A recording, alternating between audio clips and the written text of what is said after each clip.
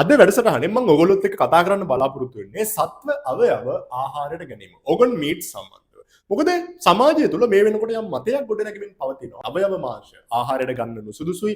එමගින් අපේ ශරීරයේ විෂද්‍රව්‍ය ඉතා විශාල ප්‍රමාණයක් ඇතුළු වෙනවා. මේ නිසා මේවා ගන්න එපා කියන මතයක් සමාජය තුළ මේ වෙනකොට පැතිරෙනවා. ඉතින් කෙනෙක් මගෙන් ඇහුවොත් මේ ලෝකයේ තියෙන පෝෂණීය වටිනාකමෙන් ඉහළම ආහාරය මොකක්ද කියලා මම දෙන උත්තරය තමයි ඇත්තටම මේ organ meat. සතුන්ගේ මස් අපිට වර්ග දෙකකට බෙදන්න පුළුවන්. එකක් තමයි අපි කියනවා මසල්ස්. ඒ කියන්නේ මාංශමය කොටස සහ අනිත් එක ඔවුන්ගේ අවයව. විශේෂයෙන්ම අක්මාව, ඊට පස්සේ වකුගඩු, මොළය, වගේම හෘදය මේ වගේ දේවල්. සාමාන්‍යයෙන් මේ organ meats මගින් අපේ ශරීරයට ඉතා විශාල ප්‍රමාණයක් විටමින් වර්ග, khනිජ ලවණ, ප්‍රෝටීන් මේ හැමදේම අපේ ශරීරයට ලැබෙන ඉතා හොඳ ආහාරයක් තමයි organ meats කියලා කියන්නේ. ඉතින් මම උදාහරණයක් විදිහට මෙතනදී ඔයගොල්ලන්ට යම් සංසන්දනයක් මෙතන කරලා තියෙනවා beef liver එක සහ chicken liver එක සම්බන්ධව.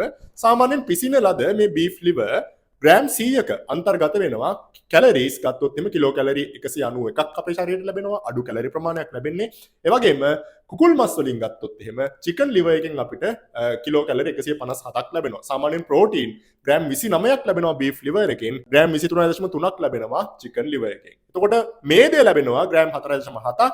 ඒ වගේම මේදය ග්‍රෑම් 4.4ක් ලැබෙනවා. කොලෙස්ටරෝල් මේ තුල අන්තර්ගත වෙනවා beef liver එකේ මිලිග්‍රෑම් 381ක ප්‍රමාණයක්. එතකොට chicken liver එකෙත් මිලිග්‍රෑම් 243ක ප්‍රමාණයක් අන්තර්ගත වෙනවා. විටමින් A ගත්තොත් එහෙම දෛනික අපේ දෛනික විටමින් අවශ්‍යතාවයෙන් 1048ක ප්‍රමාණයක් සාමාන්‍ය ග්‍රෑම් 100ක අන්තර්ගත වෙනවා. එතකොට අපේ ශරීරයේ දිනකට අවශ්‍ය විටමින් B12 ප්‍රමාණයෙන් 2745ක් ඉතා විශාල ප්‍රමාණයක් අපේ ශරීරයට විටමින් B12 ලැබෙනවා. ඒ වගේම B2 ගත්තොත් එහෙම 263ක්, B3 නියසින් ගත්තොත් එහෙම 109ක්, B6 60ක්, 166ක්, සෙලීනියම් යකඩ 136ක් වගේ ඉතා විශාල ප්‍රමාණයක් අපේ ශරීරයට මේ පෝෂක ද්‍රව්‍ය පීකුදු හරහා ලැබෙනවා. සිංක් අපිට ඉතාමත් වැදගත් මූලද්‍රව්‍යයක් අපේ ශරීරයට, විශේෂයෙන්ම අපේ ප්‍රතිශක්තිකරණ පද්ධතියේ ක්‍රියාකාරීත්වයට.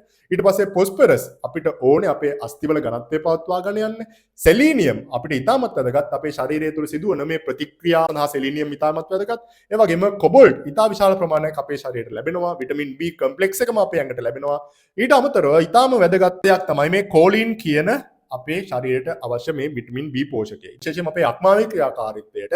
ඊට පස්සේ විටමින් E සහ විටමින් C අපේ ශරීරයට මේ පීකුදු ආහාරයට ගැනීම මගින් ලැබෙනවා. ඊට අමතරව හෘදය ආහාරයට ගැනීම මගින් ලැබෙනවා අපිට coenzyme Q10 කියන මේ ප්‍රතිඔක්සිකාරකය අපේ ශරීරයට ලැබෙනවා. එතකොට coenzyme Q10 කියන්නේ ඉතා වැදගත් ප්‍රතිඔක්සිකාරකයක්. විශේෂයෙන්ම අපේ එනර්ජි එක ප්‍රොඩියුස් කරන්න, අපේ ඇඟ ඇතුලේ ශක්තිය නිෂ්පාදනය කිරීම සඳහා මේ coenzyme Q10 අපිට ඕනේ. ඒ වගේම කිඩ්නිස් ආහාරයට ගැනීම මගින් සෙලීනියම් සහ විටමින් B12 ලැබෙනවා.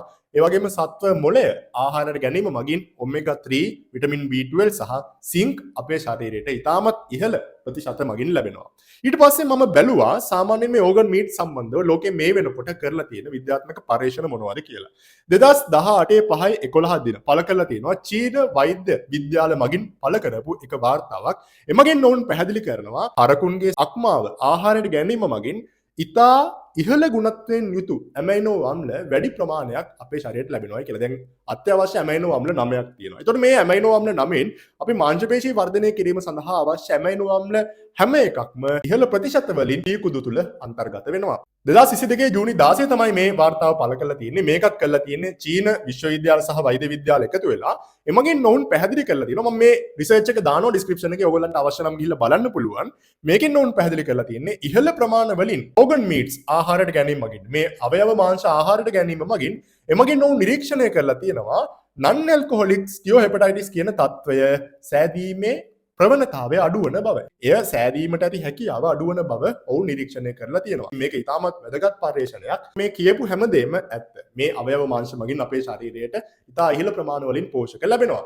නමුත් ගැටලුව තමයි මේ මස් අපිට කොහොමද ලැබෙන්නේ? ඉතින් මේ සතා කොහොමද ඇති කරන්නේ? ඒක ගොඩක්ම ඉහළ තත්ත්වයෙන් බලපානවා මේ මාංශවල ගුණාත්මක භාවය සඳහා. අවසාන වශයෙන් මට කියන්න ඕනේ විශේෂයෙන්ම මේ පීකුදු ආහාරයට ගන්න නුසුදුසු පිරිසක් ඉන්නවා. ප්‍රධාන වශයෙන්ම ගර්භණී මව්වරුන්. ඒකට හේතුව තමයි මම ඔයගලන්ට කිව්වා විටමින් A සාමාන්‍යයෙන් 1048ක් මේ තුල අන්තර්ගත වෙනවා කියලා ග්‍රෑම් 100ක. ඉතින් විටමින් A ඉහළ ප්‍රමාණ වලින් අපේ ශරීරයට ඇතුළු වීම හොඳ තත්ත්වයක් නෙමෙයි. විශේෂයෙන්ම ඔබ ගර්භණී තත්ත්වයේ ඉන්න කෙනෙක් නම් ඉතින් මේ නිසා ගර්භණී භාවයේ ඉන්න කෙනෙක් නම් සාමාන්‍යයෙන් සතියට එක වතාවක් මේ පීකුදු මාංශ ආහාරයට ගැනීම සුදුසුයි. ඒ වගේම අපිට වුණත් සුදුසු සතියට එක වතාවක් පමණක් මේ දේවල් ආහාරයට ගැනීම. තවත් පිරිසක් ඉන්නවා මේ පීකුදු ආහාරයට ගැනීමට නුසුදුසු. ඒ තමයි ගවුට් කියන මේ රෝගී තත්ත්වෙන් පෙළෙන අය. ඉතින් මේ ගවුට් කියන රෝගී තත්ත්වය ඇති වෙන්න එක හේතුවක් තමයි අපේ ශරීරය තුළ යූරික් ඇසිඩ් යූරියා ප්‍රතිශතය ඉහළ යාම. ඉතින් පීකුදු හරහා අපේ ශරීරයට වැඩිපුර මේ පියුරින් කියන සංඝටකය ඇතුළු වෙනවා.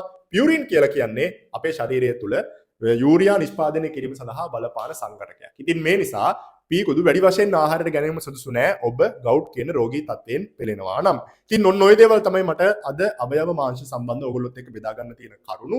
ඉතින් ඊටමත් හොඳ දෙයක් තමයි අවයව මාංශ අපේ ශරීරයට අවශ්‍ය පෝෂක විශාල ප්‍රමාණයක් මේ හරහා ලබා ගන්න පුළුවන්. මම හිතනවා මේ වැඩසටහනෙන් ඔයගොල්ලන්ට යමක් ඉගෙන ගන්න නැති කියලා. ඔයගොල්ලන්ගේ ජීවිතයට තවත් වැදගත් සෞඛ්‍ය වැඩසටහනින් අපි ඊළඟ දවසෙත් හම්බෙමු. මේ වැඩසටහන ලයික් කරන්න. තාමත් ඔයගොල්ලෝ මගේ channel එක subscribe කරලා නැත්නම් දැන්ම subscribe කරලා bell icon එක click කරන්න.